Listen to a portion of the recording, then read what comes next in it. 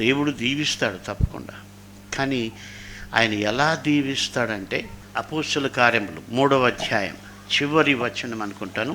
దేవుడు తన సేవకుని పుట్టించి మీలో ప్రతివానిని వాని దుష్టత్వము నుండి మళ్లించుట వలన మిమ్మును ఆశీర్వదించుటకు ఆయనను మొదట మీ యొద్దకు పంపెను. ఎన్నో వచనం అది? 26. సో అపోస్తలుల కార్యం 3వ అధ్యాయం 26వ వచనంలో దేవుడు ఆశీర్వదిస్తాడు.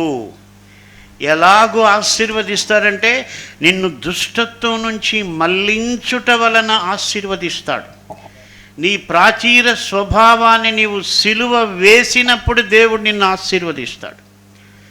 నీ ప్రాచీన స్వభావము సిలువ వేయబడకుండా ఎవరికో కానుకలు పంపిస్తే దీవెన వస్తుందనుకోవటం అది వాక్యం ఒప్పుకోదు.